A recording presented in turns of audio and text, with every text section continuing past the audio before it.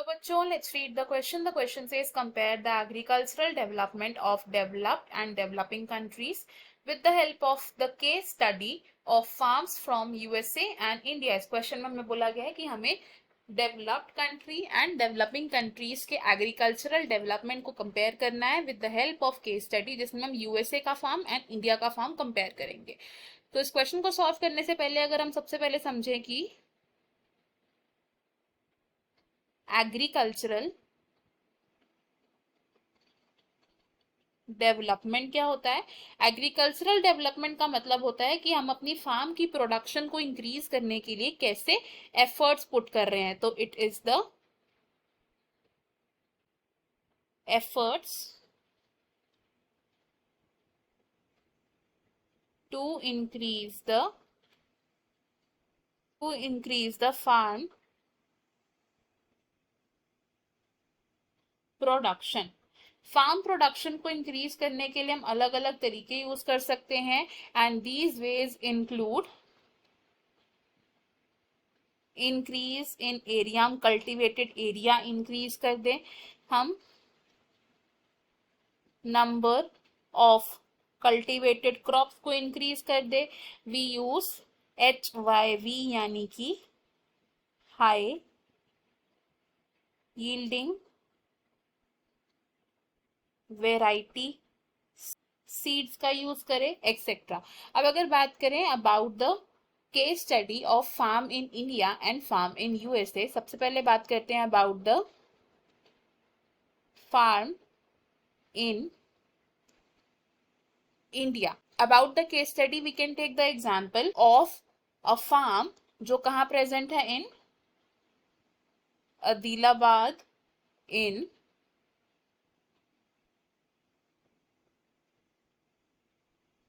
Ghazipur district of Uttar Pradesh यानी कि UP.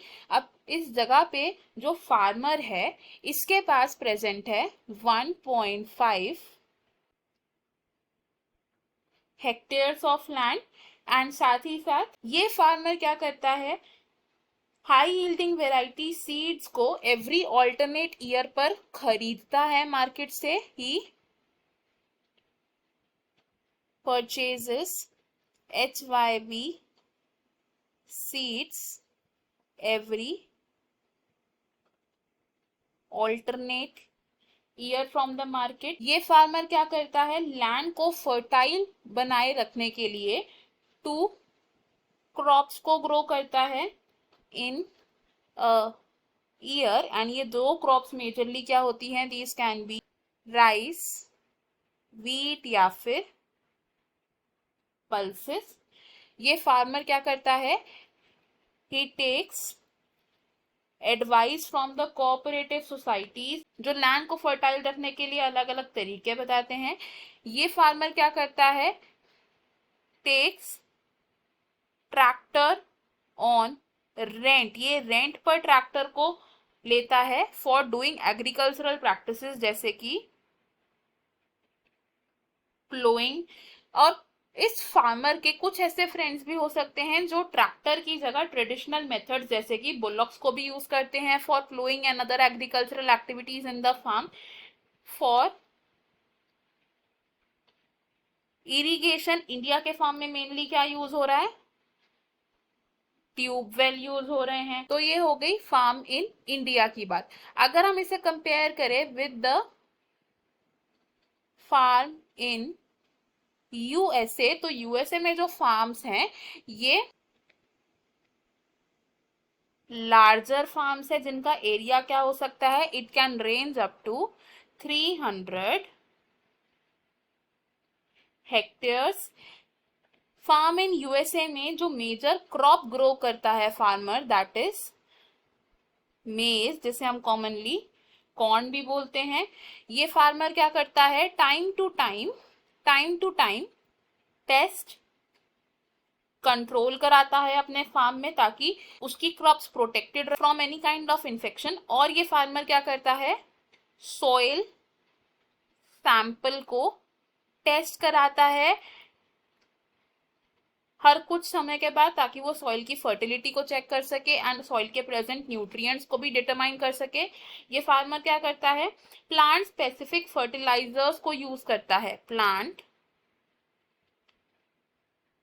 Specific fertilisers को यूज, यानी कि ये ऐसे फर्टिलाइजर्स यूज करता है जो उसकी क्रॉप के लिए बहुत बेनिफिशियल हो। इस फार्मर के पास क्या प्रेजेंट है, एक कंप्यूटर प्रेजेंट है which is connected to a satellite, और ये सैटेलाइट क्या कर रहा है, इमेजेस प्रोवाइड कर रहा है फार्मर को ऑफ द फार्म। अब इन इमेजेस से ये फार्मर क्या डिटरमाइन कर सकता है कि उसे केमिकल फर्टिलाइजर्स को कौन कौन से एरिया में यूज करना है इन अ फार्म। यूएसए का जो फार्मर है ये डिफरेंट लार्ज मशीन्स को यूज करता है फॉर एग्रीकल्चरल प्रैक्टिसेस, जैसे कि tractors, seed drills, levellers, harvesters etcetera. Crops को हार्वेस्ट करने के बाद ये यूएसए का फार्मर क्या करता है, ऑटोमेटेड ग्रेन स्टोरेज से ये अपने ग्रेन्स को स्टोर करता है एंड उसे डिस्पैच करता है टू द मार्केट एजेंसीज। तो हमने यहाँ क्या किया, we discussed about the agricultural development of different countries by using case studies of farm of USA and India. I hope you have understood it well. Best of luck. Thank you.